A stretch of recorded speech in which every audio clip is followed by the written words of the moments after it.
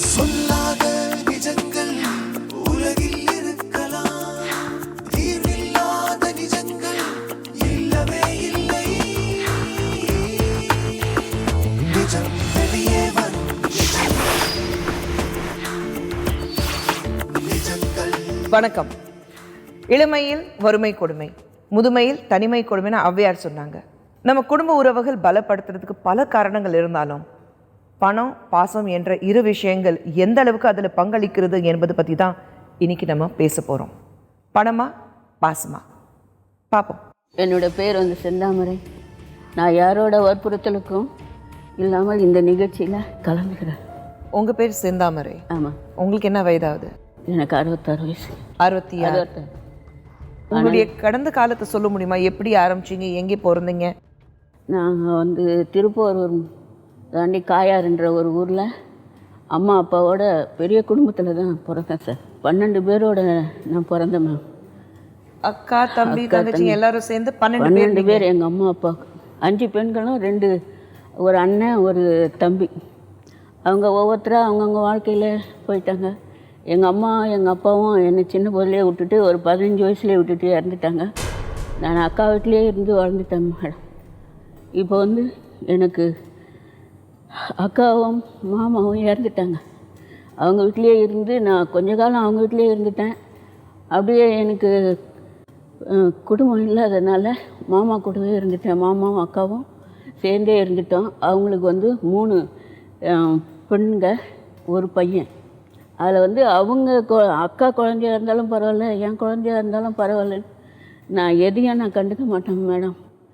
நான் வந்து காலையே தைப்பேன், நல்லா தைச்சி நானும் கொஞ்சம் கொஞ்சம் சிறுக சேர்த்து நான் வீட்டில் இருந்தால் மற்றவங்களுக்கு கஷ்டப்பட போகிறாங்க, அக்காவுக்கு கஷ்டமாக இருக்க போகுது, வீட்டில் குடும்பத்தில் ஏதாவது தகராறு வரப்போகுது அப்படின்றதுக்காகவே நான் வந்து வேலைக்கு போயிருந்தேன். நல்லா மாடர்ன் ட்ரெஸ் எல்லாம் நல்லா தைப்பேன் நான். ஸோ நீங்கள் பேசிக்கலி டெய்லரிங் பண்ணுவீங்க? டெய்லரிங் பண்ணுவேன். சரிங்க. பண்ணிவிட்டு அதில் வர்ற காசை நான் கொஞ்சம் கொஞ்சமாக சேர்த்து நான் கொஞ்சம் நகை எல்லாம் வாங்கி கொடுத்தாங்க. ஆனால் சாப்பாட்டுக்கெல்லாம் நான் காசு தர மாட்டேன். மாமா அக்கா வந்து எனக்கு சாப்பாடு ட்ரெஸ் எல்லாம் அவங்களே கொடுத்துருவாங்க. அக்கா வீட்டில் இருக்கும்போது நீங்கள் கல்யாணமே பண்ணிக்கலையா? கல்யாணம் பண்ணிக்கல. ஏன்? எனக்கு வசதி இல்லை மேடம். கல்யாணம் பண்ணுறதுக்கு வசதி இல்லை. அதனால் கொஞ்ச நாள் கழித்து எங்கள் மாமா கூட நான் இருந்துட்டேன். அப்படியே என்னுடைய வாழ்க்கையும் கொஞ்சம் கொஞ்சமாக ஒரு 35 வருஷ காலம் அப்படியே போயிடுச்சு. நான் அந்த சம்பாதித்ததில் வந்து எனக்கு தேவையான பொருள் ஒரு 25,000 போல் நான் சேர்த்து வச்சுருந்தேன். அதில் வந்து இப்போது மாமா 11ஆவது மாதம் இறந்துட்டார். அதுக்கு முன்னாடி வந்து எங்கள் அம்மா, நான் எங்கேயும் வெளியிலலாம் நான் போக மாட்டேன் மேடம், என்னால் போக முடியாது. அதனால் பேங்க்கில் கொஞ்சம் பணம் போட்டு வச்சுருந்தேன். ஒரு ஃபிக்ஸட் டெபாசிட் மாதிரி ஒரு 68,000 போட்டு வச்சுருந்தேன். ஒரு பேங்க்கு புக்கில் வந்து ஒரு 30,000 போட்டு வச்சுருந்தேன். மாமாவுக்கு வந்து அவரால் நடக்க முடியாத படுத்த படுக்கையாக போயிட்டதுனால அது மெச்சூர் ஆகிடுச்சு இந்த ஃபிக்ஸட்டில் போட்டது. அதனால் நான் மகன்கிட்ட கொடுத்து இதை வந்து மாற்றிக்கப்பா அப்படின்னா, அவன் வீடு கட்டி தரமணியில் வீடு கட்டியிருந்தான். சரி நான் எடுத்துக்கிறேன், என்னை தொத்தான்னு கூப்பிடுவாங்க. அதனால் எடுத்துக்கப்பா, நான் என்ன பண்ண போகிறேன், நீங்கள் தானே என்னை காப்பாற்ற போகிற, அதனால் நீங்கள் வச்சிரு. எவ்வளோ பணம் கொடுத்தீங்க? அதாவது ஃபிக்ஸட்டில் வந்து 68,000, ஒரு புக்கில் வந்து 30,000 வச்சுருந்தேன். சரி, 98,000 கொடுத்தேன். கொடுத்துட்டு கட்டிட்டு இருந்தாரு. அப்போ கொடுத்தீங்க? கொடுத்தேன். அப்போ எல்லாம் ஒன்றாவே இருக்கிறோம். மாமா வந்து 11ஆவது வருஷம் இறந்துட்டார். மாமா இறந்ததுக்கு அப்புறம் தான் நீங்கள் இந்த பணத்தை கொடுத்தீங்க? இல்லை, முன்னாடி 10ஆவது வருஷம், அதாவது 2010 நவம்பர், அதாவது அக்டோபர் நவம்பர் டிசம்பருக்குள்ளே, எனக்கு சரியாக ஞாபகம். சரிங்க. அதனால் அதை கொடுத்தேன். கொடுத்துட்ட பிறகு எங்கள் மாமா இறந்துட்டார். எல்லாம் வந்து இங்கே மந்தவெளியில் தான் வீடு, சொந்த வீடு.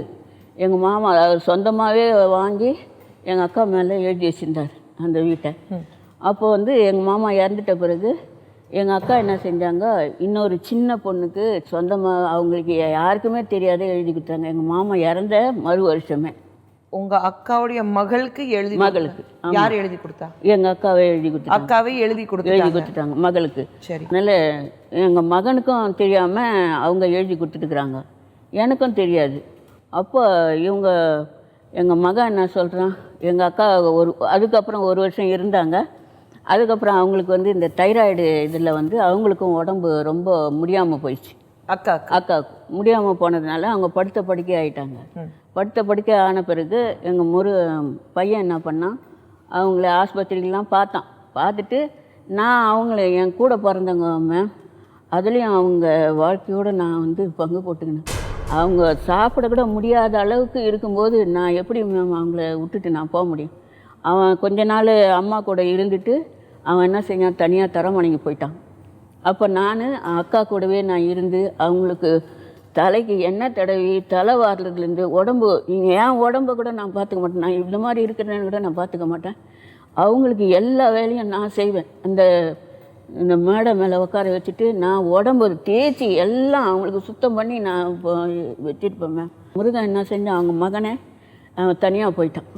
தரமணி வீட்டுக்கு நான் தனியாக போகிறேன்னு தனியாக போயிட்டான். அம்மா கல்யாணம் ஆகி அவனுக்கு 2 குழந்தைங்க இருக்குது. சரி, தரமணிக்கு போயிட்டான். அப்போ நான் அக்காவை விட்டுட்டு என்னால் எங்கேயும் வர முடியாது. அப்போது வண்ணாரப்பேட்டில் வந்து கூப்பிட்டாரா? நான் உங்களை எனக்கு கூப்பிடல. தனியாக போகிறேன், நீங்கள் கூட வாங்கன்னு கூப்பிடுவேன். அம்மாவை கூட்டிகிட்டு போகல, அம்மாவை மட்டும் கூப்பிட்டான், வந்துடுயான் கூட அப்படின்னு. சரி, அம்மா வந்து நான் வரமாட்டேன், நான் சொந்த வீட்டில் இருந்து நான் என்னோடய காலம் கழிட்டோம், நான் வரமாட்டேன்னாங்க. என்னை கூப்பிடல. ஆனால் வருவான், ஏதாவது தகராறு பண்ணுவான், இதை காணோம் அதை காணோம், வெள்ளி பாத்திரம் காணோம் அப்படின்னு. ஆனால் எனக்கும் அதுக்கு நான் என்ன குழந்தை குட்டியாக எனக்கு நான் யாருக்காவது கொடுக்க போகிறேன், இவங்க தான் என்னை காப்பாற்ற போகிறாங்க அப்படின்னு நான் நினச்சிக்கிட்டு அவங்களுக்கு வீடு கட்டி கொடுக்கறதுலேருந்து நான் எந்த தடையும் நான் சொல்ல மாட்டேன் மேம். அவங்க தரமணியில் அவங்க பெரிய பொண்ணுக்கு இடம் வாங்கி சொந்த வீடு கட்டி கொடுத்தாங்க. அவங்க சின்ன பொண்ணுக்கும் நல்ல 3 மாடி கட்டி கொடுத்தாங்க.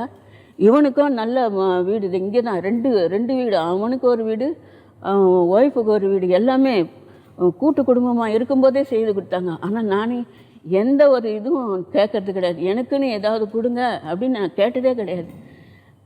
அவங்கெல்லாம் இறந்த பிறகு தான் எனக்கு கஷ்டமே வந்தது மேம். அவ்வளோ கஷ்டப்பட்டுட்டேன் மேம். எங்கள் அக்கா அவங்கள கூட்டின்னு வரும்போது அந்த சின்ன பொண்ணு வந்து, அவள் வண்ணாரப்பேட்டைக்கு வந்துடுங்க, எங்கள் வீட்டுக்கே வந்துடுங்க, நீங்கள் இதை காலி பண்ணிங்கன்னு எங்கள் வீட்டுக்கு வந்துடுங்க அப்படின்னு சொல்லிவிட்டு, அப்போ தான் என்னையும் எங்கள் அக்காவையும் 2 பேரையும் ஒன்றாவே கூட்டின்னு போனான். அவங்களால முடியாமல் போன போது, அதாவது போன வருஷம் நல்ல மழை வந்தது இல்லையா மேம். அப்போது அந்த பீரோவில் இருக்கிற துணியெல்லாம் எடுத்து ஒரு கட்டைப்பையில், ஒரு 4-5 கட்டைப்பையில் போட்டு அடைச்சி ஒரு கபோர்டில் வச்சுக்க. உனக்கு எதுக்கு பீரோ, கபோர்டில் வச்சுக்க. எனக்கு நான் 35 வருஷமாக நான் வச்சுருந்த பீரோ அது, எதுக்காக அது மாதிரி பண்ணுறீங்க, உனக்கு எதுக்கு பீரோ, எங்கள் அம்மா விட்டு பொருள் எனக்கு தான், உங்கள் அம்மா பீரோவை நீ வச்சுக்கோ, எனக்கு நான் 36 வருஷமாக நான் ஆண்டுன்னு இருந்த பீரோ எனக்கு கொடுங்க, நான் துணி தானே வச்சுக்க போகிறேன், நான் தூக்கி நான் பார்ப்பேன்.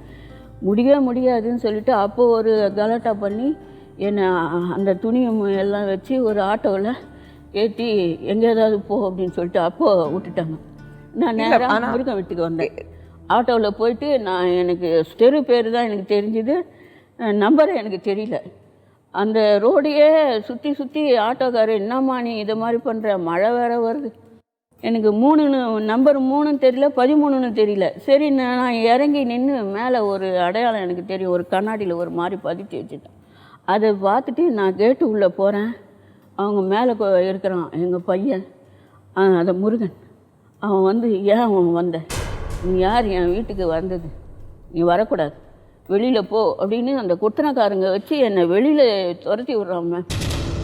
இல்லை முருகா, நான் இனிமேல் நான் தப்பு பண்ண மாட்டேன், நான் 10 ரூபா நான் கொடுத்ததே கிடையாது, உங்கள் அம்மா தான் அவங்களுக்கு கொடுத்துருக்காங்க, அவங்க என்ன ரிஜிஸ்டர் பண்ணாங்கன்னு கூட எனக்கு தெரியாதுப்பா. என் முருகன் சொன்னால் நம்ப மாட்டேன்றான் மேம். நீ தான் பத்திரத்தை கொடுத்த அப்படின்னு சொல்கிற மாதிரி. எனக்கு பத்திரமும் அந்த இதுக்கும் நான் எந்த சம்மந்தமும் இல்லை மேம்.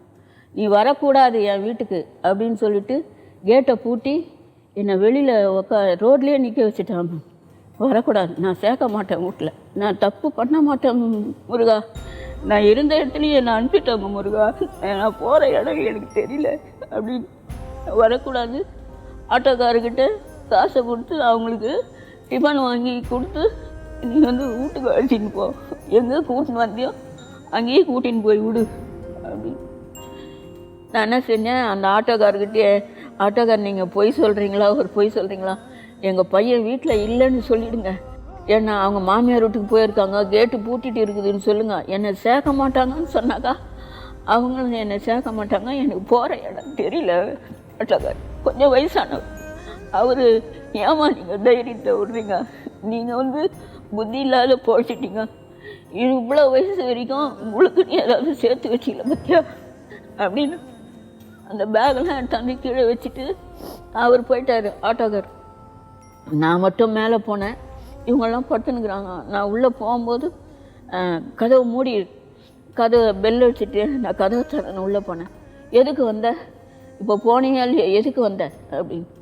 இல்லை நான் பையன் வீட்டுக்கு முருகன் வீட்டுக்கு போனேன், அவங்க யாரும் இல்லை, கேட்டு பூட்டிகிட்டு இருக்குது, குத்தனக்காரர் தான் இருக்கிறாங்கம்மா, நான் அங்கே சேர்க்கலை, நான் வந்துட்டேன், அவன் 3 நாள் ஆகும்மா வர்றதுக்கு அப்படின்னு.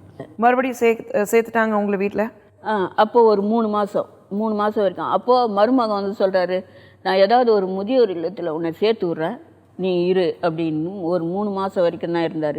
பிப்ரவரி மாதம் 11ஆம் தேதி அவங்க பொண்ணுக்கு கல்யாணம் நடக்கும்போது அவங்கெல்லாம் வந்து சென்டிமெண்ட் பார்ப்பாங்க. விடோவாக இருக்கிறவங்க முகத்தை பார்க்க மாட்டாங்க. போகும்போது உள்ளே நுழையும் போது அந்த மாதிரி இருக்கிறவங்க முகத்தை பார்க்க மாட்டாங்க. அப்படிலாம் ஒரு சென்டிமெண்ட் பார்ப்பார் அவர். நான் எந்த புது வீடு தான் கட்டி போயிருக்காங்க, நான் எந்த இடத்துல உக்காரணும், எங்கே படுக்கணும் அப்படின்றது எனக்கு தெரியாது மேம். நம்ம இங்கே உக்காந்தா அவங்க ஏதாவது சொல்லுவாங்களோ, அங்கே உக்காந்தா ஏதாவது சொல்லுவாங்களோ அப்படின்னு நான் மறைஞ்சு உக்காருவேன் மேம்.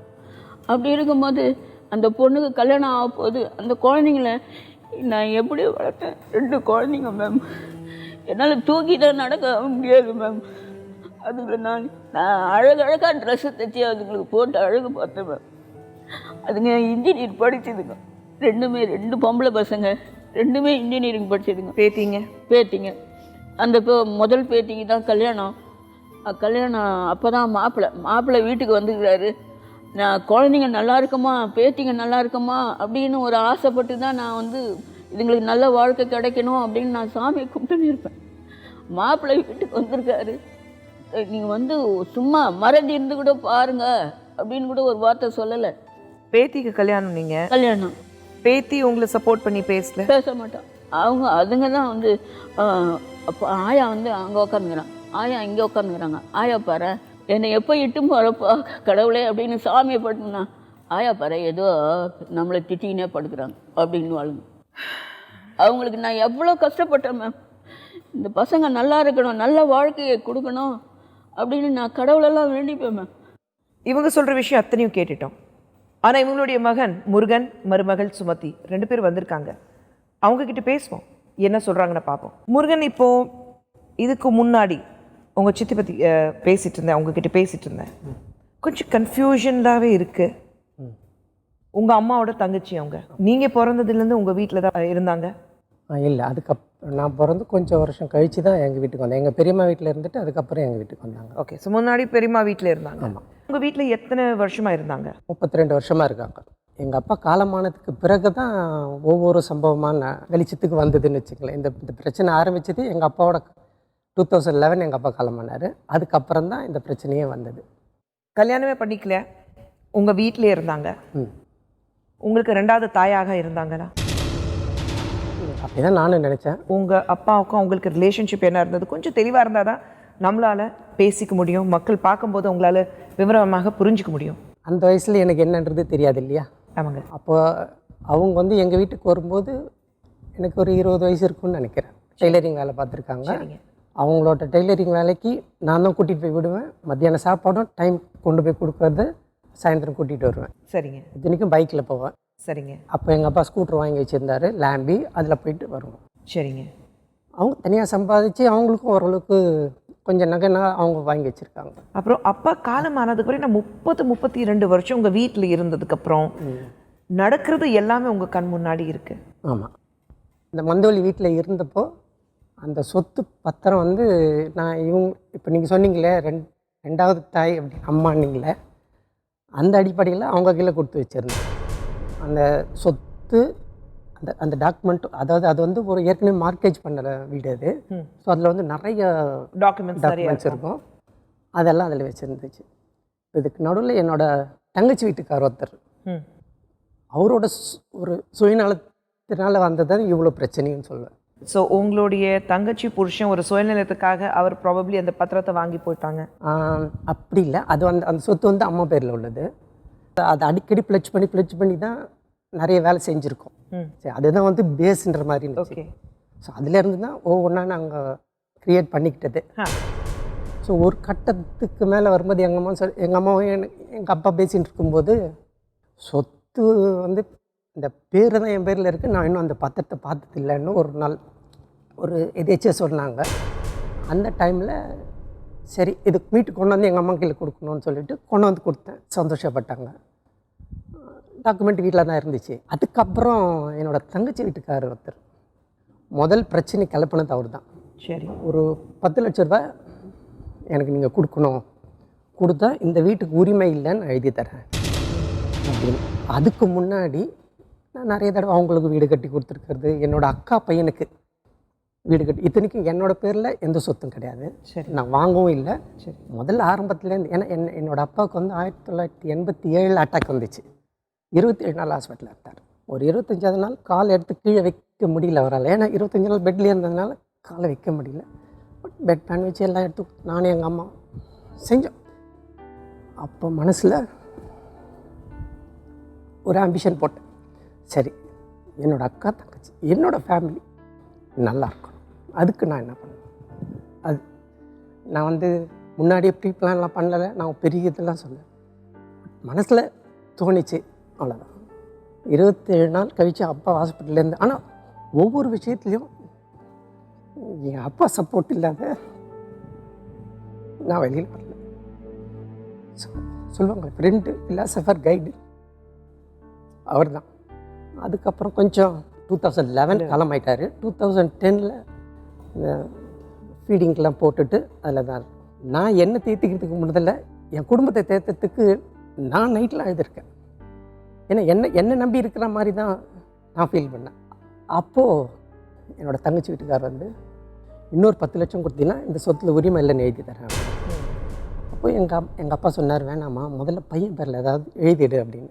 அது வேண்டாம், அப்புறம் நம்மளை காப்பாற்றலைன்னா கஷ்டமாயிடும் அப்படின்னு சொல்லவும். சரி, அப்போ தான் ஒரு ரிலீஸ் டேட் நான் எங்கள் அப்பாவுக்கு எழுதி கொடுத்தேன். என்னன்னு அம்மா என்னை நம்பலை, நான் நல்லவனா கெட்டவனான்றது உங்களுக்கு தெரியும், இந்தாங்க இந்த சொத்தில் உரிமை இல்லை நான் எழுதி தரேன். ஸோ மந்த வெளியில் இருக்கிற வீட்டில் உங்களுக்கு உரிமை இல்லைன்னு நீங்கள் எழுதி எங்கள் அப்பா, அதாவது நான் என் தங்கச்சிக்கிட்ட வாங்குறதுக்கு பதில் அவங்க வாங்கி வச்சுருக்கிறதுக்கு பதிலாக அப்பா சொன்ன டைலாக்ல நான் சொன்னால் கொடுப்பான்னு நான் எங்கள் அப்பா கிட்ட கொடுத்துட்டேன். இந்த டாக்குமெண்ட்டும் என்னோடய தொத்தா செந்தாமரை சொல்லுங்க அவங்கக்கிட்ட கொடுத்து வச்சுருந்தேன். இதுக்கப்புறம் நான் வந்து அந்த இதை நினைக்கல. தொழில் காலையில் எழுந்திரிக்கணும், போவோம், லீவெலாம் இருக்காது, சண்டேயில் கூட வேலைக்கு போயிட்டு இருக்கோம். இந்த அடிப்படையில் போயின்னு இருக்கும்போது அப்பா காலமானார். ஒரு வெறுமை எனக்கும் கொஞ்சம் ஏதாச்சு. February 2011 April 18 இவங்க அப்பா ஹாஸ்பிட்டலில் அட்மிட் ஆகிட்டு அவரும் காலமானார். ஸோ அதே வருஷத்தில் December 27 என்னோட ரெண்டாவது அக்கா கல்யாணம் பண்ணிக்கல அவங்க காலமானாங்க. ஒரு வருஷத்துல 3 பேர் இறந்துட்டாங்க. இறந்ததுனால அவரோட மைண்டே ஒரு மாதிரி ஆகிப்போச்சு. இந்த நடுவில் தான் அவங்க தங்கச்சி வீட்டுக்காரர் உள்ளே வந்திருக்காரு. எங்களுக்கு தெரியாது. ஒரே வீட்டில் எல்லாம் கூட்டு குடும்பமாக தான் நாங்கள் வாழ்ந்ததே. 2014 எங்கள் அத்தை காலமானாங்க. மார்ச் மாதம் அவங்க இறந்துருக்காங்க. மே 11 தான் இந்த மாதிரி ஒரு பெரிய பிரச்சனை வந்தது. எல்லாத்துக்கும் இந்த சொத்து பற்றி நாங்கள் போனது எப்படின்றதும் எங்களுக்கு தெரியல, எங்களுக்கு தெரியாது. ஒரே வீட்டில் போச்சு அந்த சொத்து பத்திரம். இல்லை, என்னோட அதை தொத்தா சொன்ன பார்த்தீங்களா, அவங்கக்கிட்ட தான் இருந்தது. அவங்க தான் இதுக்கு நடுவில் 3 பேரை நம்ம பறி கொடுத்துட்டோம். எனக்கும் மைண்ட் ரொம்ப இதுவாக இருக்குது. சரி, நம்ம ஒரு இது பண்ணலாம். நான் 2009 நான் ஒரு வீடு கட்டினேன் தரமணியில். ஓகே. அது வந்து ஸ்லம் போட இடம் தான். அதுக்கு வந்து பட்டாலாம் ஒன்றுமே கிடையாது, பட்டாலாம் ஒன்றும் கிடையாது, டாக்குமெண்ட்டே கிடையாது. அந்த இதில் வீடு கட்டி அதில் அப்பாவோட 50வது கல்யாண நாளையும் கிரகப்பிரவேசத்தையும் செஞ்சோம். ஸோ அன்னிலேருந்து தான் இதில் இன்னும் கொஞ்சம் அதிகமாக ஸ்டார்ட் ஆச்சுன்னு வச்சிங்களேன். இது வந்து ஒருத்தரோட பொறாமையிலையும் தன்னோட சுயநலத்தினாலையும் தான் இவ்வளோ பிரச்சனைக்கு காரணமே அங்கே தான். இது முடிஞ்சு கொஞ்ச நாள் ஆனோடனே எங்கள் அம்மாவும் கொஞ்சம் இதாக இருந்தப்போ ஒரு 4 நாள் என் தங்கச்சி வீட்டுக்கு போய் தங்கிட்டு வரேன்னு போனாங்க. இந்த டைமில் அந்த சொத்து இருக்குது பாருங்களா, அது வந்து அதாவது என்ன செட்டில்மெண்ட்டை எழுதி கொடுத்துருக்காங்க போல இருக்கு. அது எனக்கும் தெரியாது, அது அவங்களுக்கும் தெரியலன்னு தான் சொன்னாங்க. என்ன செட்டில்மெண்ட் எழுதி கொடுத்தாங்க? அந்த சொத்தே வந்து முழுசாக என்னோட தங்கச்சிக்கு தான் இருக்குது. சுமதி, உங்களுக்கு கல்யாணம் ஆகி எத்தனை வருஷம் ஆகுது? எனக்கு 94 கல்யாணம் ஆச்சுங்க. நான் அதுலேருந்து எல்லாருமே ஒரு கூட்டு குடும்பமாக தான் நாங்கள் வாழ்ந்துட்டுருக்கோம். இவங்க எங்கள் மாமியார், எங்கள் நாத்தனார் கல்யாணம் பண்ணி மேலேயே இருக்கிறாங்க. இப்போ நான் தனியாக வந்தது ஒரு 3 வருஷம் தான் இருக்கும்.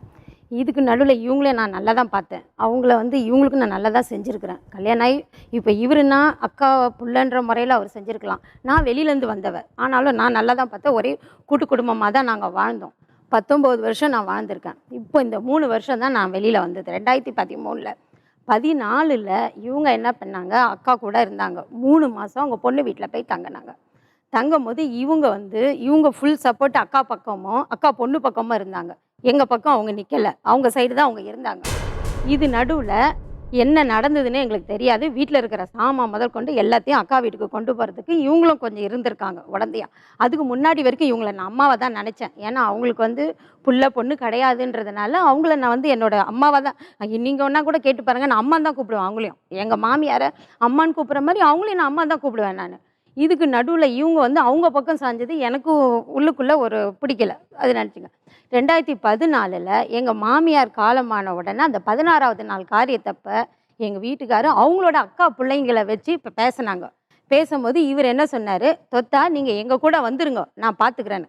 இவங்க சொன்ன வார்த்தை, நான் உன் வீட்டில் இருக்க மாட்டேன், நான் உன் வீட்டில் சாப்பிட மாட்டேன் அப்படின்னு சொல்லிட்டாங்க. இந்த மாதிரி ஒரு விஷயத்த சொன்னால் அவங்களுக்கு விருப்பம் இல்லை அப்படின்னு சொல்லி விட்டுட்டோம். 16வது நாள் காரியம் முடிஞ்ச அன்னைக்கு சாயங்காலம் எங்கள் வீட்டில் குடுத்தனக்காரங்களுக்கெல்லாம் இவளோட தங்கச்சி ஃபோன் பண்ணி, அம்மா என் பேரில் சொத்தை கொடுத்துட்டாங்க எழுதி, நீங்கள் வாடகையெல்லாம் அவங்ககிட்ட கொடுக்காதீங்க, என்கிட்ட தான் கொடுக்கணும்னு சொன்னது அவங்க. இதுக்கு நடுவில் எங்களுக்கு எதுவுமே தெரியாது. அவங்க 2012 செஞ்சுருக்காங்க. நாங்களும் வீட்டு உள்ள, இவங்களும் அதே வீட்டில் தான் இருந்திருக்காங்க. ஆனால் இவங்களுக்கு தெரியுமா தெரியாதான்னு அந்த ஆண்டவனுக்கு தான் வெளிச்சம். இவங்க ஆனால் ஃபுல் அண்ட் ஃபுல் அந்த 2 வருஷமாக அவங்களுக்கு சப்போர்ட்டு. 2014 என்ன நடந்ததுன்னா, மே 11 நாங்கள் அங்கே மந்தவல்லில் இருக்கும்போது அவங்க தங்கச்சி வீட்டுக்கார் 60-70 பேரை கூட்டிகிட்டு எங்களை ஆளை வச்சு மிரட்டி இவரை அடித்து கையெழுத்து வாங்கினார். இதுக்கெல்லாம் உடனே இவங்கள சாட்சி. இவங்க அப்போ அங்கே தான் இருக்கிறாங்க. இவ்வளவும் எங்களுக்கு துரோகத்தை பண்ணிட்டு நாங்கள் என்ன பண்ண முடியும் மேடம், நீங்களே சொல்லுங்கள். ஆனால் அதுக்காக கூடவே ஒரு 32 வருஷமாக இருக்கிறவங்கள நீங்கள் அனாதையாக நடு ரோட்டில் விட்டது அவங்க சொல்கிற மாதிரி அது எந்த வகையில் நியாயம் இருக்கும்? இல்லை, ஒரு நிமிஷம். அது நடு ரோட்டில் விடலைங்க. அங்கேருந்து ஒரு பொருள் எடுக்காமல் நான் வீட்டிலேருந்து வந்துட்டேன். இவங்க அங்கேயே தான் இருந்தாங்க. அந்த சொத்து அவங்க வந்தது எனக்கு அந்த விஷயத்தில் இவங்க அந்த பக்கம் சாஞ்சிட்டாங்க. என்னோட தங்கச்சி வீட்டுக்கார பக்கம் போயிட்டு அவங்களோட வண்ணாரப்பேட்டில் இருந்திருக்காங்க. எங்கள் அம்மாவையும் கூட்டிகிட்டு போயிட்டாங்க. அது 10 மாதம் தான். மறுபடியும் இங்கே வந்து இல்லை 3.5 மாதம் தான். நானும் எங்கள் அம்மாவும் நான் பிரிஞ்சு இருந்தது வெறும் 3.5 மாதம் தான். சரி, மறுபடியும் இங்கே இந்த வீட்டுக்கு இல்லை, அதுக்கப்புறமா ஒரு மிட் நைட்டு ஒரு 3:30 மணிக்கு ஃபோன் வந்துச்சு, அம்மாவுக்கு உடம்பு சரியில்லை, சீரியஸாக இருக்காங்க அப்படின்ட்டு. அங்கே போய் பார்க்கும்போது ஒரு பிள்ளையா அந்த மாதிரி கோலத்தில் பார்க்க முடியாது. ஏன்னா காப்பாற்றிருக்கிறேன் எங்கள் அம்மா. ஒரு வகையில் நான் மனசு தேர்த்திக்கின்ற காரணம் என்னன்னா, நான் பிறந்து 16வது நாள் வீடு பற்றிக்கிட்டு ஒன்றுமே இல்லைன்னு சொல்லுவாங்க. அக்கம் பக்கத்தில் இருக்கவங்க தாண்டா ஒரு முறம் கொடுத்தாங்க. எங்கள் அம்மா காலமாகி 16வது தான் நான் தெருவில் நின்னேன். ஆனால் வீடு இருந்துச்சு. அந்த ஒன்று தான். நான் மாமனார்கிட்ட சொத்தை நான் என்றைக்குமே எதிர்பார்த்ததில்லை. அவருக்குன்னு ஒரு கௌரவத்தை கொடுத்துருக்கேன். அந்த இதை வச்சுக்கிட்டு தான் இந்த 3 வருஷத்தில் நான் நிற்கணும்னு தனியாக வீடு பார்த்து அதே வீட்டில் இப்போ நம்ம பண்ண பாருங்க, நான் கட்டின வீட்டில் இருக்கிறேன், தனியாக இருக்கேன். எந்த சொந்தக்காரர்கிட்டையும் இவங்ககிட்டலாம் நான் பேசுனதே இல்லை. என் அக்கா பொண்ணு பையனை 12வது வரைக்கும் படித்தவங்க சாப்பாடு கொண்டு போய் கொடுத்தது, கூட்டின்னு வந்தது எல்லாமே இங்கே தாங்க. எல்லாமே ஒரு கூட்டு குடும்பம்னா உதாரணமாக எங்கள் குடும்பத்தை சொல்லலாம். அப்படி இருந்த இது ஒரே ஒருத்தனோட சுயநலத்துக்காக பிரிச்சுட்டான். அந்த அடிப்படையில் இவங்க என்ன பண்ணியிருக்கணும், எங்கள் அப்பாவே ஒரு காலத்தில் சொல்லியிருக்கார், முடியாத நேரத்தில் நான் வேலையில் இருந்துட்டு வந்த உடனே வாடா உட்காந்து இந்த குடும்பத்தோட பாரத்தை உன் தோளில் சுமத்துறேன், தாங்கிக்கோ. அப்புறம் சொன்னார், அதை மட்டும் கொஞ்சம் பார்த்துக்கடா. ஏன்னா எங்கள் அம்மாவுக்கும் அவங்களுக்கும் அடிக்கடி சண்டை வரும். 1 நாள் 2 நாள் இல்லை, கேட்டு பாருங்க. அதெல்லாம் மீறி இவங்களுக்கு கிட்டத்தட்ட ஒரு 25 சவரன் நகை வச்சுருக்காங்க.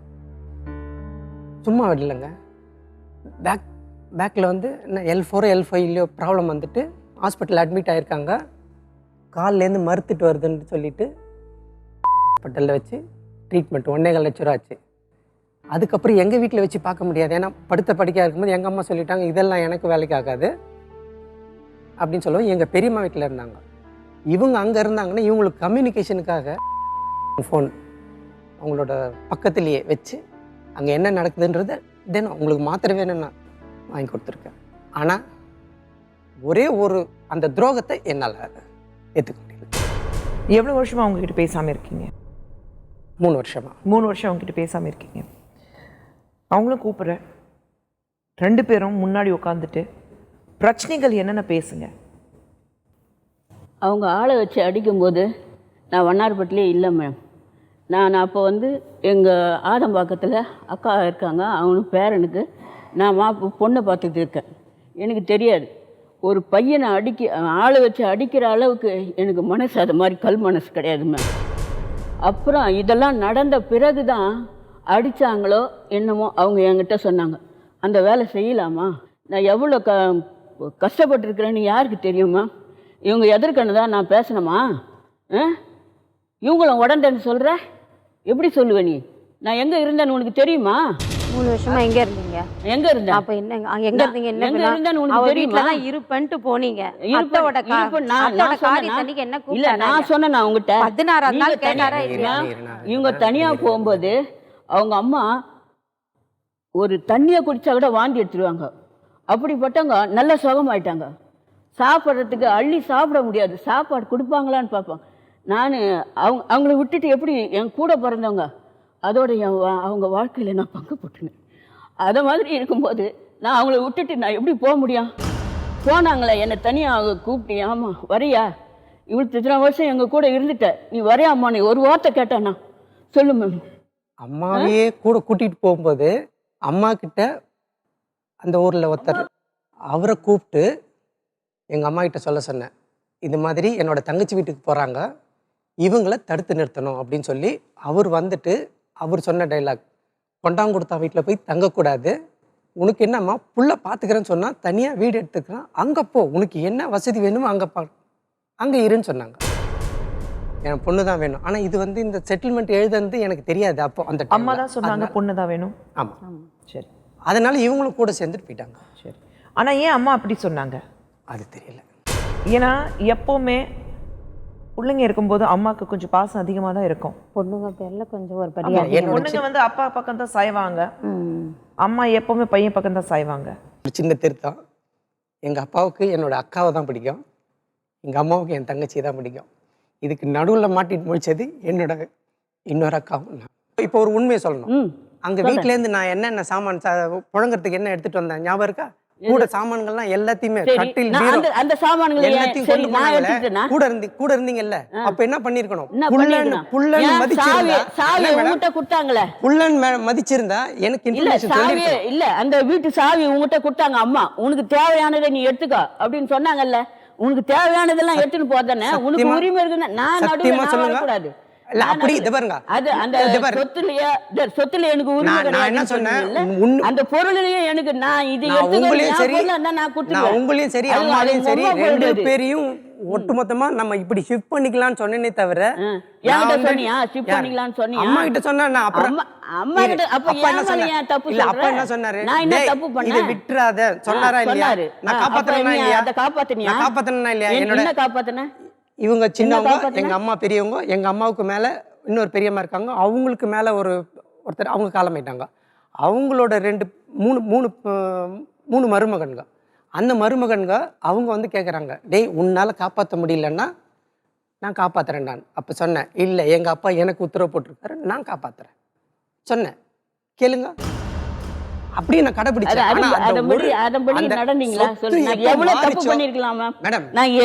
அந்த சொத்து மாறிச்சோ இவங்க அந்த பக்கம் சாயவே தான் என்ன ஒரு வார்த்தை என்னோட வந்து இரு அப்படின்னு சொல்லல. எங்க அப்பா எனக்கு வந்து ஏமாத்தல உழைக்க அதை வச்சு என்னால முன்னுக்கு வர முடியும். ஆமா, ஒரு சப்போர்ட் இல்லாத, நான் வேலை இல்லாத 8 மாசம் 1 வருஷம் வேலை இல்லாத இருந்தப்ப கூட நானும் எங்க அப்பாவும் காலையில எல்லாம் ரெகுலரா என்னென்ன வேலையெல்லாம் பண்ணிட்டு அதுக்கப்புறமா எனக்கு என்ன 35 வருஷமா எல்லாம் உங்களுக்கு கல்யாணம் பண்ணதுல இருந்து எல்லாமே நான் இந்த உடம்ப வச்சுக்கின்னு நான் செய்வேன் மேம். எல்லாருக்கும் நான் செய்வேன் என்ன மேம். பண்ணுவ? உட்கார வச்சு சமையலையும் நான் செய்வேன். பார்த்துக்குவா. எனக்கு யாரு dress iron பண்ணி யாரு கொடுத்ததில்ல நீ. இரு அதெல்லாம் நான் தப்பா சித்ராவுக்கு சொல்லவே கல்யாணம் ஆகும்போது உங்க ஒய்ஃப் வந்து சமையல் பண்ணாங்களா? நான் சொல்றது அது வந்து என்னோட உனக்கு கல்யாணம் ஆன பிறகுதானே நடக்குது சுமதி, அதெல்லாம். நீங்க வீட்ல பிரச்சனைகள் வரும்போது இப்போ அம்மா, எனக்கு நீ வழி சொல்லு. பையன், சித்தி, பையன் என்ன ரிலேஷன்ஷிப்போ என்ன பிரச்சனையோ நீங்க இந்த வீட்டுக்கு வரும்போது முழுசா தெளிவாக தான் வந்தீங்க. தெளிவாக வந்தேன் மேடம். நாங்கள் வந்து வீட்டில் ஒரு பிரச்சனையும் கிடையாது. இவங்களே கேட்டு பாருங்க, எங்களுது வந்து ஒரு கூட்டு குடும்பமாக இருந்தது. 2010 தான் எங்கள் வீட்டில் பிரச்சனைன்றதே ஆரம்பிச்சிது. அதுக்கு முன்னாடி வரைக்கும் பிரச்சனையே கிடையாது. இப்போ மோஸ்ட்லி அது இவங்களுக்கு எங்களுக்கெல்லாம் பிரச்சனை அவ்வளோ கிடையாது. முக்கால்வாசி வந்தது எல்லாமே இவங்க தங்கச்சியும் தங்கச்சி வீட்டுக்காரால தான் வந்தது. அதில் பாதிக்கப்பட்டவங்க நாங்கள், அடுத்தது இவங்க இப்போ பாதிக்கப்பட்டிருக்காங்க. இப்போ இவங்க வந்து எங்க நான் பாதிக்கப்பட்டது ஒண்ணுமே இல்லாத, சொத்து சுதந்திரம் ஒண்ணுமே இல்லாத நான் பாதிக்கப்பட்டேன். நான் நாங்க நடுத்தரத்துல பாதிக்கப்பட்ட போது யாராவது கேள்வி நீங்க கேட்கல. வீடு வாசலோட நீங்க இருக்கிறீங்க. 25 சவர நகை 25 சவர நகை வச்சிருந்தியா? என்னைக்காவது நான் கேட்டிருக்கேன் எனக்கு கொடுத்துரு. நீங்க என்ன சொல்லிருக்கீங்க? டேய் எனக்கு இந்த காலில் அப்படியே வர ஆயிடுச்சுட்டு ஹாஸ்பிட்டல்ல பார்க்கும்போது, டேய் இந்த நகை எனக்கு தேவையில்லை, இதை வித்து என்னை காப்பாத்திடு. தேவையில்லைன்னு சொல்ல, வச்சு வாங்கிக்க. பணம் இல்லைன்னாக்கா வச்சு மாத்தி மாத்தி சொல்லக்கூடாது. அன்னைக்கு என்ன டைலாக் தெரியுமா? இந்த நகை எனக்கு பெருசு இல்லடா. எப்போ அந்த ஹாஸ்பிட்டல் இருக்க அந்த இடத்துல எனக்கு இந்த நகை பெருசு இல்லடா, என்னை காப்பாத்திட்டு அப்படின்னு எங்க அப்பா சொன்னாரு. நான் சொன்னேன் வச்சு வாங்கிட்டு இப்படி கொஞ்சம் போச்சு. கொஞ்ச நாள் வந்து ஒவ்வொரு விசேஷத்துலயும் இவங்க நான் தனியா ஜொல்லு இல்லாத போறேன்டான்னு சொல்லும் போது சரி ஒண்ணா மீட்டு கொடுத்தேன். மேடம் இவ்வளோ பாசம் வச்சிருந்த என்ன அப்படியே இவங்க போனது நீங்களாவது அனுபவிக்கிறீங்க. இன்னைக்கு கூட எனக்கு அந்த சொத்து கூட வேண்டான்னு நான் ஒதுங்கி 3 வருஷம் இருந்ததுக்கு காரணம் என்னன்னா எங்க அம்மாவோட ஃபேமிலி பேஜ் கேட்கும்போது என்ன தெரியுதுன்னா எங்கே ஒரு சின்ன மிஸ் அண்டர்ஸ்டாண்டிங். நீங்க வந்து இப்படிதான் நடந்திருக்குமோ, நீங்க அம்மா இல்லாத டைம்ல இவங்க சொத்து பேப்பர் அங்க கொடுத்துட்டாங்களோ, இல்ல தங்கச்சி வந்து பத்திரத்தை எழுதி வாங்கும்போது அந்த பத்திரம் இவங்க கையில் இருந்தது, இவங்க தன் சுயநலத்துக்காக அங்கே கொடுத்துட்டாங்களோ, அப்படி ஒரு டவுட்ல தான் நீங்க அவங்க மேல விருப்பத்தில் இருக்கீங்க. இல்லை அப்படி இல்லை. அது அம்மாவுக்கு காலமான 16வது நாள் அங்கே எல்லாம் பேசிட்டு இருக்கும்போது நான் சொன்னேன், நல்லது கெட்டது 3 மாதம் எங்கே இருந்தீங்களோ ஏதோ என்னை நம்பி வந்தீங்கன்னா நான் காப்பாத்துறேன். சொன்னா இல்லையா? இப்போ அவர் வீட்டுக்கு கூப்பிட்டாரா இல்லையா நான் கேட்குறேன். அவர் உங்க வந்து 6 மாசம் இரு அப்படின்னாக்கா அப்ப 6வது மாசம் நான் எங்க போக முடியும்? 6 மாசத்துக்காக பையன் வீட்டுக்கு போக முடியாது உங்களால? நான் அங்க போக முடியாது. ஏன்னாக்கா என்னை வந்து ரொம்ப கஷ்டப்பட்டுட்டாங்க. இந்த வீட்லயே அம்மா இருக்கும்போதே என்னை அடிச்சிச்சு. யாரு இவன் அடிச்சான். நீங்க என்ன அடிச்சா? அம்மா ஒண்ணு மட்டும் இல்ல, ஒண்ணு போய் சொல்லக்கூடாது. ஏன்னா எங்க அப்பா எனக்கு நல்லா இருந்தாங்க. சொன்னது கடைசி வரைக்கும் போடு. இன்னொரு இதுவும் சொன்னாங்க, ஒருவேளை இது மாதிரி எதுவும் நடக்கலை, எட்டு போய் ஹாஸ்டலில் சேர்த்துட்டு 2000-3000 கொடுத்து அதை அங்கே வச்சாவது பார்த்துடு அப்படின்னு சொன்னாங்க. நான் காப்பாற்றுறதுக்கு நான் தயாராக இருந்தேன் மேடம். அந்த அடிப்படையில் மறுபடியும் கூப்பிட்டேன், சரி வாங்கன்னு. அப்போ வரலன்னும் போது நான் என்ன பண்ண முடியும்? சின்ன இது என்னன்னா, இந்த பக்கம் ஒரு சந்தேகம், இந்த பக்கம் விரட்டு கௌரவம், வேற ஒன்றும் கிடையாது. நான் என்ன என் பையன் வந்து நான் பையன் மாதிரி பார்த்துட்டேன், அவன் வந்து 6 மாசம் வந்து என் வீட்டில் தங்கினா எதுக்கு 6 மாசமா போய் தங்கணும்? நீ போகும்போது என்ன ஒரு வார்த்தை கூட நீ கூப்பிடலையா? வா தத்தா என் கூட வந்து இரு. இப்ப நீங்க தான் சொன்னீங்க அவங்க அம்மாவை கூப்பிட்டா நான் அவங்க அக்காவை விட்டுட்டு எப்படி போவேன்னா. இப்ப உங்களுக்கு என்ன பிரச்சனை? அவங்க அம்மாவை கூப்பிட்டாங்க, தனிப்பட்ட முறையில உங்களை கூப்பிடல, அதுதான் பிரச்சனை. அவங்க மேடம் அதுதான் பிரச்சனை. உங்களுக்கு கூப்பிடல, ஆனா போன் பண்ணா கூட என்கிட்ட பேச மாட்டான். அப்படி கூப்பிட்டிருந்தாலும் உங்க அக்காவை விட்டுட்டு நீங்க போயிருப்பீங்களா? நான் அக்கா விட்டு நான் போக மாட்டேன். போக மாட்டீங்கல்ல? அப்ப மேட்டர் அங்க முடிஞ்சு போச்சு. எனக்கு கூப்பிடலன்னா நீங்க சொல்லக்கூடாது. நீங்க சொல்லக்கூடாது. நான் அக்கா படுத்த படுக்கையா விட்டுட்டு நான் எப்படி போக முடியும்? அப்ப அவங்க அம்மா கூப்பிட்டாங்கன்னா ஆட்டோமேட்டிக்கலி நீங்க கூட போவீங்கன்னா அவங்க நினைச்சிருப்பாரு உங்களை தனியா கூப்பிடல, அவங்க அம்மாவை கூப்பிட்டாங்க என்ன தனியா கூப்பிடல. அம்மா அப்படி தனியா கூப்பிடும் போது நான் போக மாட்டேன், என்ன அடிச்சிருக்காரு, நீங்க அதுவும் சொல்றீங்க. மேடம் ஆமா என்ன அடிச்சேம்மா. சரி இது இன்னொரு விஷயம். எங்க அம்மாவுக்கு கொஞ்சம் பொசசிவ் டைப். என்னன்னா இவங்க என்னன்னா ஒய்ஃபு காலையில டிஃபன் சுட சுட கொடுப்பாங்க, மத்தியானம் என்ன இருக்குதோ 3 வேளையும் சமையல். ஒரு சிலிண்டர் எடுத்தா 12 நாளைக்கு தான் வரும். அப்படி தினம் சமைச்சு தான் கொடுப்பா. அப்போ சொல்ல, ஏய் நான் மாமியாரா அவ மாமியாரா? ஏன்னா இது வந்து ஒரு கிளாஷ். அதனால எங்க அம்மா எப்படின்னா அவங்க தான் முதல் உரிமை கொடுக்கணுன்ற மாதிரி. முதல்ல ஒன்று கூப்பிட்டா தலையை கூப்பிட்டா வாழ் தானா வந்துதானுங்களா ஆகணும், வந்திருக்கணும் இல்லையா? உங்க அம்மாவே வரலையே. அதுதான் அது வந்து அவங்களோட என்ன சொல்றது குற்ற உணர்ச்சின்னு நினைக்கிறேன். அவங்க பண்ணது தப்புக்கு சொல்றேன், உங்களுக்கு புள்ள மேல பாசம் இருக்குதுமா, நீங்க போங்க, அவங்க வீட்டுக்கு போங்க. முருகன் கூட இருக்கணும்னாக்கா நீங்க வேணாம். இப்போ நான் கேக்குறேன், எல்லாத்தையும் விட்டுடுங்க. இதுக்கு முன்னாடி நடந்த எல்லாத்தையும் விட்டுடுங்க. இவர் மேல உங்களுக்கு என்ன கோபம்? நீ வந்து எனக்கு என் பேங்க்ல எடுத்த பணத்தை கொடுத்துரு, அவ்வளவுதான். இல்ல மேடம், அதுதான் எனக்கு இது எங்க அப்பாவோட அக்கௌண்ட்ல இருந்தது. அவர் அதாவது 2010ல் 7/10 தேதி இருக்கும் பாருங்க. அப்ப இது வந்து எங்க அப்பாவோட காசுன்னு வரும்போது அது எப்படி எங்க அப்பா நான் வெளியில போகல, நான் வெளியில போக மாட்டேன். அதனால நகை நான் என்னைக்காவது நகை கேட்டிருந்தேன்னா நீங்க சொல்றது ஆனா சம்பாதிச்சது எல்லாமே நகை தான். நான் உழைச்சி சம்பாதிச்சது காசு நீ சொல்லாத. நகை நான் ஒத்த கால்ல நான் சம்பாதிச்சது. அதுதானே நான் உன்னோட சம்பாதிக்கல, நான் வாங்குனேன். என்னைக்காவது நான் அதை கேட்டிருக்கேனா? என்னைக்காவது அது என்ன கேட்டிருக்கேனா? சரி, நான் உன் சொத்துல நான் பங்கு கேட்டேனா இல்ல உங்க அப்பா சொத்துல எனக்கு பங்கு கொடுத்துருக்கீங்களா? கேட்க கூடாது. எனக்கு ஒண்ணு இல்ல, வெளியில சரி, தப்பா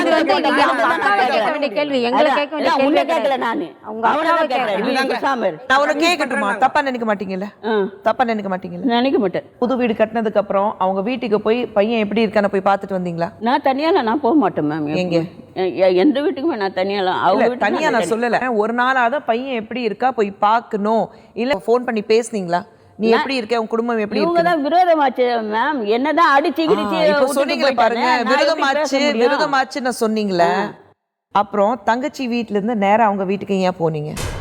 சரி, ஏதோ மன்னிச்சு ஏத்துப்பாங்கன்னு தான் போனேன். இது என்ன பிரச்சனை முருகன் தெரியுங்களா? எல்லாரும் ஒரு காலம் ஆனதுக்கப்புறம், ஒரு வயது ஆனதுக்கப்புறம் குழந்தையாக மாறிடுறாங்க. புரியுதுங்களா உங்களுக்கு? உண்மை. நம்ம தான் புரிஞ்சுக்கணும். அவங்க நம்மளை புரிஞ்சுக்குவாங்கன்னா நம்ம எதிர்பார்க்கவே முடியாது. நமக்கு எவ்வளோதான் கோபம் இருக்கும், எவ்வளோதான் அவங்க மேலே அவங்களுக்கு வெறுப்பும் இருக்கும், அந்த வெறுப்பில் வந்து நம்மளை தான் புரிஞ்சுக்கணும். சரி, இப்படி தான் இருப்பாங்க. ஒன்று சொல்லிட்டுங்களா, எங்கள் அம்மா தவிர வேற யாருக்கும் அந்த உரிமையை நான் கொடுக்குற மாதிரி இல்லை மேடம். எங்கள் அம்மாவுக்கு சொன்னீங்களா, நான் காலில் விழுந்து கூப்பிட்றதுக்கு அது சொன்னீங்களா, அது ஒரு சின்ன தப்பு நான் பண்ணியிருக்கேன். ஏன்னா நான் அங்கே போய் பார்த்துருக்கணுன்றது. ஆனால் ஃபோனில் மட்டும் பேசுவேன். வாரத்துக்கு ஒரு தடவை என்னம்மா முருகன், இப்போ நான் கேட்கட்டுங்களா? ரொம்ப ஓப்பனாக கேட்கட்டுங்களா உங்ககிட்ட? உங்கள் அம்மாவுக்கு கொடுத்த உரிமை அப்போ இத்தனை வருஷமாக உங்கள் வீட்டில் இருந்தாங்க. அவங்களே சொல்கிறாங்க எங்கள் அக்கா வாழ்க்கையில் பங்கு போட்டவன் நான். அதுவும் சொல்கிறாங்க. அதுவும் உங்களுக்கு எல்லாருக்கும் தெரிஞ்ச விஷயம். ஆனால் அவங்களுக்கு சேஃப்கார்டாக இருந்து நான் தான் எல்லாத்தையுமே காப்பாற்றி விட்டுருக்கேன். எங்கள் அம்மா அவ்வளோ கோபமா. ஆனால் அந்த இது நினைக்கல. சரி, நீங்கள் இப்போ என்ன எதிர்பார்க்குறீங்க சொல்லுங்க? எனக்கு அந்த பணம் கொடுத்தா எனக்கு போதும். எனக்கு வேற யாரும் எனக்கு ஆதரவு கொடுக்க வேணாம். அந்த 5 பவுன் நகை 25 பவுன்லேருந்து 20 பவுன் போச்சு. நான் விற்று சாப்பிட்டுட்டேன். ஸோ இப்போ 5 பவுன் மட்டும் தான் இருக்குது. அதை சித்ரா கிட்ட அவங்க தான் கொடுக்கணும். அது இவங்க கொடுக்க வேண்டியது 98,000 அவங்க சொல்கிறாங்க. 68,000 மெச்சூர் ஆன பணம். சரியா? ஒரு பேங்க் புக்கு. மேடம் மாத்தி பேசக்கூடாது. மாத்தி நான் என்ன பேசுறேன்? இந்த மாதிரி இந்த புக்கு கிடையாது. அது வந்து ஒரே ஒரு அட்டையில இருக்கும். மெச்சூர் ஆனது ஒரு அட்டையில இருக்கும். ஒரே அட்டை. எப்படியா? ஆமா, எப்படி இதுல வந்து நான் இந்த புக்கு, நான் பச்சை புக்கு, இந்த புக்கெல்லாம் நான் கொடுத்ததே கிடையாது. அப்ப எந்த புக்கு? யார் பேர்ல? நீங்க வந்து அக்கவுண்ட் பண்ணது. அது யார் பேர்ல அக்கவுண்ட்? யார் பேர்ல இருந்தது? நான் போக மாட்டேன், அதனால பிரச்சனை வரும் அப்படின்றதுனால அது 20,000 போஸ்ட் ஆபீஸ்ல போட்டது. 5 வருஷத்துல 30,000 ஆச்சு. யார் பேர்ல இருந்தது? அது வந்து மாமன் பேர்ல தான் இருந்தது. நான் ஏன்னாக்கா நான் போக முடியாது, அதனால நானே போட்டு கொடுக்குறேம்மா, என்ன நீ நம்பு அப்படின்னு சொன்னார். சரி, அவரு நம்பாத கூட என்னால இருக்க முடியுமா? இப்போ நீங்க சொல்றீங்க அப்ப என் கையில இருந்து தானே நான் கொடுத்தேன். இல்ல, இது எப்படி பார்த்தோம் தெரியுங்களா? எப்படி போனாலும் சுத்தி அதே இடத்துல வந்து நிக்கிறோம். ஒரு பிரச்சனை வரும்போது, குடும்பம்னா வரும்போது, ஒரு பக்கம் குடும்பம், ஒரு பக்கம் தாய் போல இருக்கிற ஒரு பெண், ஒரு பக்கம் தன் குடும்பம், மனைவி, தன் கூட இவ்வளோ வருஷமா என்ன கஷ்டம் நஷ்டம் என்ன வறுமை இருந்தாலும் கூடவே இருக்கிற மனைவி, பிள்ளைங்க எல்லாரும். அப்பா அம்மா உயிரோடு இல்லை. ஆனால் இன்னைக்கு ஒரு சொத்து பிரச்சனைனால 3வது மனுஷங்க யாராவது பிரச்சனை பண்ணதுனால ஒரு அழகான கூட்டு குடும்பமாக இருந்தது இப்படி செதறி போய் நிற்குது. முனிவர் சீதாலட்சுமிமா, நீங்கள் senior advocate, welcome to the show. 2 தரப்புல நீங்கள் கேட்டீங்க, எங்கே பிரச்சனை இருக்குன்னு நீங்கள் நினைக்கிறீங்க? இந்த அம்மாவோட கேஸ் பார்த்தீங்கன்னாக்கா இவங்க வந்து தன்னுடைய மகன் கிட்ட போகணும் அப்படின்ற ஒரு ஆதங்கம் அதிகமாக இருக்குது. இப்போ இவ்வளோ நேரம் நம்ம பேசின டிஸ்கஷனில் பார்த்தீங்கன்னா மகன் கிட்ட போகணுன்ற ஒரு ஆதங்கம் இருக்குது. ஆனால் அவங்களுக்குள்ள ஒரு ஈகோ இருக்குது. அது ஜென்ரலாகவே இருக்கும். ஏன்னா ஒரு வயசு தவறி வரக்கூடியவங்க தனக்கு ஒரு கணவன்றதும் ஒரு சட்டப்படியாக இல்லை, குழந்தைகளும் சட்டப்படியாக இல்லை. ஸோ இவங்க தான் குழந்தைகள் நினச்சி வாழ்ந்து வரக்கூடிய அந்த காலகட்டத்தில் திடீர்னு வந்து எல்லாருமே நம்மளை அப்ரிப்டாக அப்படி பேனிஷ் பண்ணிட்டாங்க, நமக்கு யாருமே இல்லை அப்படின்றப்பது ஒரு தனிமை ஏற்படுது. அப்போ என்ன ஆகுதுனாக்கா தன்னை எல்லாருமே கைவிட்டுட்டாங்க, தனக்கு வாழ்க்கையே இல்லைன்ற ஒரு சூழ்நிலையில் அவங்க நிற்கிறாங்க. இப்போ கூட அவங்க வந்து அந்த பணம்ன்றது கேட்குறது வந்து நம்ம பணமாக கொள்ளாமல், அதாவது அந்த மனநிலையை புரிந்து கொள்ளணும். மெயினாக அவங்களுக்குன்னு ஒரு மெயின்டெனன்ஸ் சார்ஜ் மொத்தமாக கொடுக்காட்டாலும் மாதமானா சரி நீ எங்கே இஷ்டப்படுறியோ அங்கே போய் இருந்துக்கோ, உனக்கு மாதமானா நான் ஒரு 5000 ஏதோ என்னுடைய தகப்பனாருக்கு மனைவியாக இருந்ததாலோ இல்லாது எனது தாயாருக்கு சகோதரியாக இருந்து உன் வாழ்க்கையை இழந்து நின்ற காரணத்தினாலோ கொடுக்குறேன்னு இவங்க மனம் வந்து 3 பேருமே சேர்ந்து கொடுக்கலாம். அது இவங்க மனசு சம்மந்தப்பட்ட விஷயம். இன்னொன்று லீகாலிட்டியை பார்த்தீங்கன்னாக்க அடாப்ஷன் அண்ட் மெயின்டெனன்ஸ் ஆக்ட் 1956 படி செக்ஷன் 20 படி இவங்களோட ஓன் சைல்டாக இருந்ததுன்னா இவங்க கேஸே ஃபைல் பண்ணலாம். அவங்க மேலே கேஸ் ஃபைல் பண்ணி உங்கள் மெயின்டெனன்ஸ் கேட்கலாம். முருகன், உங்ககிட்ட ஒரு கேள்வி, கசப்பான கேள்வி, ஆனால் உண்மை பேசணும். அம்மா வாழ்க்கையில் பங்கு போடுறதுக்கு ஒருத்தி இருந்திருக்காங்க, அந்த மனசில் எங்கேயாவது வருத்தம் உங்களுக்கு இருந்திருக்கா? சுத்தம் ஆரம்பத்தில் இருந்துச்சு. ஏன்னா குடும்பத்தில் அடிக்கடி சண்டை நடந்துட்டுருக்கோம். அதெல்லாம் தவிர்த்து ஏன்னா குடும்பத்தில் ஒரு நிம்மதி வரணும்னா சிலதெல்லாம் சகிச்சிட்டு போகட்டும். அந்த அடிப்படையில் தான் நான் வாங்கன்னு சொன்னேன், வரல. இப்போது மீடியாவுக்கு வந்துட்டாங்க. இப்போ இதில் எனக்கு ஒரு பயம் இருக்குது. ஏன்னா என்னோடய தங்கச்சி வீட்டுக்காரரு அதனால நிறைய சிக்கல் பிரச்சனை ஒன்றா ஃபேஸ் பண்ணுற மாதிரி வருமோன்னு எனக்கு ஒரு காவல்துறையில் ஒரு மனு கொடுக்கலாம் கண்டிப்பாக. ஏன்னா தங்கச்சி புருஷன்றவர் 3வது குடும்பத்தை சேர்ந்தவர், இந்த குடும்பத்துக்கு எந்த விதத்துலையுமே வந்து உறவில்லாத ஒரு மனுஷன். கண்டிப்பாக இன்றைக்கி அரசியல் பலமோ இல்லை எந்த விதமான பலம் எதில் இருந்தவர் வந்தவராக இருந்தாலுமே காவல்துறையில் ஒரு கம்ப்ளைண்ட்டை கொடுத்து அந்த சிஎஸ்ஆர் வாங்கினாலே போதும். முழுசாக அவங்க கிட்ட நம்ம போய் சிவில் கேஸை போய் அவங்க அட்டன் பண்ண மாட்டாங்க எந்த போலீஸும். ஒரு சிஎஸ்ஆர் கம்ப்ளைண்ட் சர்வீஸ் ரெஜிஸ்டர்னு ஒன்று இருக்குது, நீங்கள் கொடுத்த கம்ப்ளைண்ட்க்கு அது கொடுப்பாங்க. அதை வாங்கிட்டு இந்த மனுவோட சேர்த்து நீங்கள் உயர்நீதிமன்றத்தில் போட்டால் கண்டிப்பாக உங்களுக்கு உடனே கிடைக்கும் ரெமிடி. வேண்டவே வேண்டாம் பிரச்சனை அப்படின்னு நினைக்கிறீங்கன்னா அவங்கள உங்கள் அம்மாவை ஏற்றுக்கிட்டு தாராளமாக அவங்களுக்கு வேண்டியது நீங்கள் செஞ்சு கொடுக்கலாம். இப்போது அந்த சொத்து பிரச்சனையை பற்றி இப்போது எதையுமே எடுக்கிறது வேணாம், அது வந்து அவங்களுக்குள்ளே அதை முடிச்சிட்டாங்க. இப்போ எனக்கு தான் ஒரு சொல்யூஷன் வரணும் மேம். எனக்கு பேங்க்கில் போட்ட பணம் எனக்கு இவங்க கொடுக்கணும், அவங்க 5.5 சவரன் நகை எனக்கு கொடுக்கணும். 5 பவுண்ட் நகை நீங்கள் அவங்கக்கிட்ட கொடுத்துருக்கீங்கன்னு அப்படிக்கான சாட்சி ஏதாவது இருக்கா? இல்லை. எப்படி திரும்பி வாங்குவீங்க? அது ரொம்ப சிக்கலான விஷயம். ஆனால் முருகன், நான் உங்ககிட்ட கேட்குறேன், உங்களுடைய கடைசி முடிவு என்ன இருக்கு? தொடர்பு வேணுமா வேண்டாமா? இல்லை, அவங்க ஒரு வார்த்தை சொன்னாங்கல்ல, 68,000 ரூபாய் கொடுத்துட்டா முடிஞ்சிச்சுன்னு, அப்படியே முடிச்சுட்டு போயிட்டேன், அவ்வளோதான். உங்களுக்கு எந்த தொடர்பும் அவங்க கூட வேண்டாம்? நான் தனியாகவே இருந்தேன், நான் அவங்க கூட எந்த வகையிலும் அவங்களுடைய தொடர்பு வேண்டாம். அப்போ அந்த 68,000 ரூபாய் நீங்கள் சொல்கிறீங்க, 68,000 98,000 ஏதோ நடுவில் ஒரு காம்ப்ரமைஸ்க்கு வருவோம். அந்த காம்ப்ரமைஸ் வந்ததுக்கப்புறம் கொடுக்க வேண்டிய பணத்தை உங்களுக்கு கொடுத்துட்டாங்கன்னா காம்ப்ரமைஸ் வந்து, ஆனால் அவருடைய நிலைமையும் பார்க்கணும், எந்த நிலைமையில் அவர் இருக்கிறாரு. அவரால் அந்த அளவுக்கு பணம் உங்களுக்கு திருப்பி கொடுக்க முடியுமா? முடியும். ஏன்னா 2 வீடு வச்சுருக்காங்கல்ல, என்னோட இதெல்லாம் அக்கௌண்ட்ஸில் அவங்க தான் பார்க்குறாங்க. ஸோ அவங்க நான் ஒன்றுமே இல்லாத இருக்கிறேன் மேம். நீங்கள் ஒன்றும் இல்லாத இருக்கீங்க. எல்லாருக்கும் அக்கா தங்கச்சிங்க எல்லாருக்குமே வருமானம் வர மாதிரி வழி பண்ணிட்டு இன்னைக்கு நான் என்னோட செய்யும்போது நான் ஏதாவது உங்களுக்கு தடங்களா இருந்தேனா? என்னோட பையன் என்னோட பொண்ணு 2 பேரும் காலேஜ் படிக்கிறாங்க. நீங்க சந்தோஷமா கடன் வாங்கி நான் இப்போ என்னோட குடும்பத்தை நடத்திட்டு நான் உட்கார்ந்து இருப்பேன். நீங்க நல்லா இருந்தாக்கா நான் சொல்றேன், நான் உட்கார்ந்து இருப்பேன். நான் காம்ப்ரமைஸ். நீங்களே சொல்லுங்க, ஒரு பிரச்சனை வரும்போது எப்பவுமே அவுட் ஆஃப் கோர்ட் செட்டில்மெண்ட் ஒன்று கண்டிப்பா இல்லை. இவங்க வந்து அந்த பணம் கொடுத்துட்டா போதும் நான் போயிடுறேன்றாங்க. பட் இவங்களோட குறைகாலம்னு அடுத்த ஒரு 10 வருஷமோ 20 வருஷமோ இருக்கு. அதுக்கப்புறம் அந்திம கால கிரியைகள்னு இருக்கு. அப்போ இவங்க எப்படி வாழ்வாங்க, எப்படி இருப்பாங்க, ஒரு மகன்ற ஒரு உறவு அதை இவங்களும் கன்சிடர் பண்ணும். அதே மாதிரி அவங்களும் வந்து சரி ஒரு தவறு பண்ணிட்டாங்க, தன்னுடைய தாய் ஸ்தானம், தாய் தான் ஈக்குவலா, அப்படி இருக்கும்போது அந்த தாய் வந்து திருப்பி ஏற்றுக்கலான்ற ஒரு மனநிலையில அவங்களும் வரலாம். பட் பணம்ன்ற வரும்போது இவங்க வந்து அது ரொம்ப சொல்றேன். இப்போ நீங்க கேட்டது கரெக்ட் மேடம். ஒரு குடும்பத்துல இருந்துட்டு அந்த உறவு எல்லாத்தையும் மறந்துட்டு 2 தரப்புலையும் எல்லாத்தையும் மறந்துட்டு பணம் முதன்மையாக பணம் கொடுத்தா போதும், 5 பவுண்ட் நகை கொடுத்தா போதும், அந்த நிலைமையில இன்னைக்கு இருக்காங்க. அதுவும் இது எல்லாத்தையும் நடந்தது கடந்த 3 வருஷத்துல மட்டும்தான்.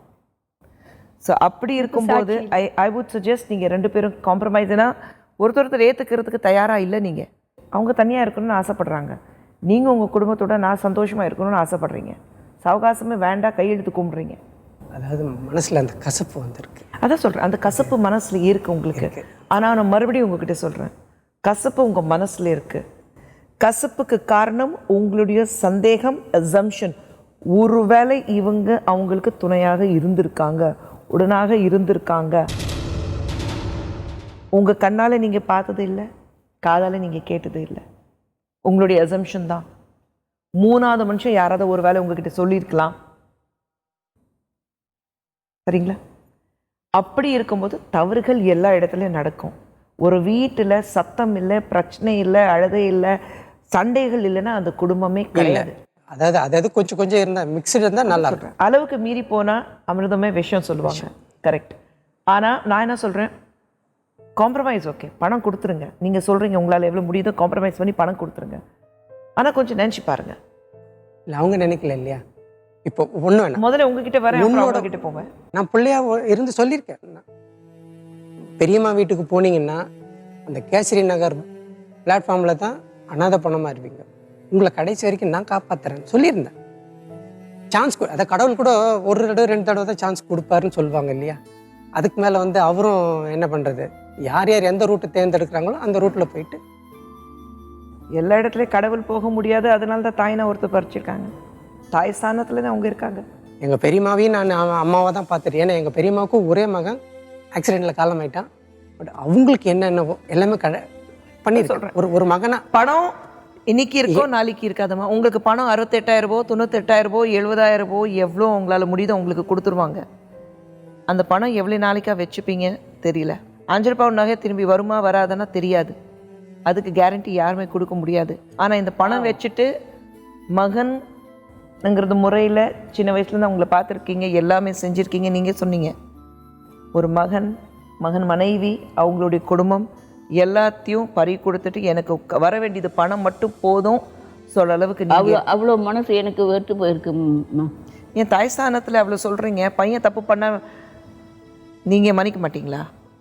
உங்கள் சொந்தம் நீங்கள் பெத்த பிள்ளையா இருந்தால் பணம் கொடுத்தா நீங்கள் எப்படி வேணாலும். பெத்த பிள்ளையா இருந்தாக்கா என்னை நடு ரோட்டில் நிற்க வைப்பாங்களா? இல்லை அதனால தான் அவர்கிட்டே அது வந்தேன் நான். இப்போ உங்ககிட்ட கேட்குறேன், பெத்த பிள்ளையா இருந்தா அப்படி நடு தெருவில் உங்க நிற்க வச்சாலும், பெத்த பிள்ளையா இருந்தா எனக்கு நீ வேண்டாம், நீ பணம் கொடுத்தா போதும்னு சொல்லிட்டு நீங்கள் போயிருப்பீங்களா? இதுதான் மனசு கசந்து போகுது மேம். அப்படிதான் கசந்து போகுது. ஏதோ பணம் கொடுத்தாக்கா ஏதோ யார் விருப்பப்படுறாங்களோ யார் வீட்லையோ ஒரு இடத்துல உட்காந்து எனக்கு என்ன கொடுக்குறாங்களோ அதை சாப்பிட்டு நான் நிம்மதியாக இருப்பேன். ஏன்னாக்கா நீ அங்கே அதை சொல்கிற, நீ இங்கே இதை சொல்கிற, நீ இப்படி தான் பண்ணுற அப்படி தான் பண்ணுறன்ற ஒரு எனக்கு அந்த தலை சுமையே எனக்கு வேணாம் மேம். நான் அதெல்லாம் வயசுல அந்த தலை சுமை வேண்டாம், பட்டது போதுங்கிறீங்களா? எனக்கு போதும். நான் செய்யாத குற்றமெல்லாம் என் மேலே வைப்பாங்க. ஏன்னாக்கா நான் நடுவில் நான் அந்நிய மனுஷால் மாதிரி தானே இருக்கிறேன். ஒரு அம்மா அப்பா பொண்ணு பிள்ளையோடு அவங்க இருப்பாங்க. நான் சொல்லாத வார்த்தை எல்லாமே என் மேலே தான் விழும். நான் கடைசியில் சொல்ல விஷயம் ஒன்று தான்.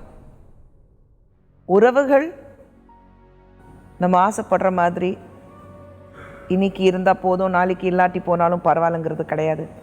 அதுவும் இந்த நெருங்கி உறவுகள் நீங்கள் அம்மா ஸ்தானத்தில் பார்க்கலனாலும் சரி, அட்லீஸ்ட் உங்கள் அம்மாவோட தங்கச்சி அந்த ஸ்தானத்தில் அதை நீங்கள் பார்க்கணும். ஆனால் இதுக்கு முன்னால் அம்மா ஸ்தானத்தில் தான் பார்த்துருக்கேன். அதே இதுக்கு முன்னாடி ஸ்தானத்தில் பார்த்தேன், இப்போ பார்க்க முடியல. மகனை பார்த்தேன், இப்போ பார்க்க முடியல. ஒரு சின்ன விஷயந்தான். 2 பக்கம் ஒரு ஈகோ கிளாஷ், 2 பக்கம் மனக்கசப்பு, 2 பக்கம் ஒரு மிஸ் அண்டர்ஸ்டாண்டிங்.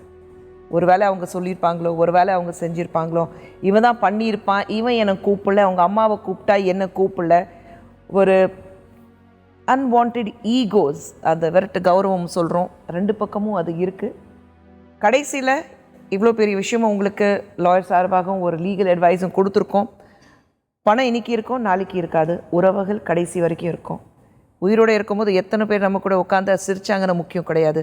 போனதுக்கப்புறம் எத்தனை பேர் உண்மையிலே நம்மளுக்காக கண்ணீர் விட்டாங்க தான் முக்கியம். செந்தாமரைக்கு அடைக்கலம் தந்து உதவி இருக்கிறார் ஆதம்பாக்கத்தை சேர்ந்த தீபா அவர்கள். அது மட்டுமல்ல, செந்தாமரை விரும்பும் வரை தங்கள் வீட்டிலேயே தங்கிக் கொள்ளலாம் என கூறியும் இருக்கிறார். இது ஒரு புறம் இருக்க, திரு முருகன் தன் சித்தி செந்தாமரைக்கு தான் தர வேண்டிய பணத்தை கொடுத்து விடுவதாக வாக்களித்திருக்கிறார். சில காலம் கழித்து செந்தாமரை அவர்கள் தன் மகன் முருகன் குடும்பத்தோடு இணைந்து வாழ்வார் என எங்களுக்கு நம்பிக்கை இருக்கிறது. நாளைக்கு மீண்டும் ஒரு நிஜத்தோடு உங்களை சந்திக்கிறேன். Till then, bye bye.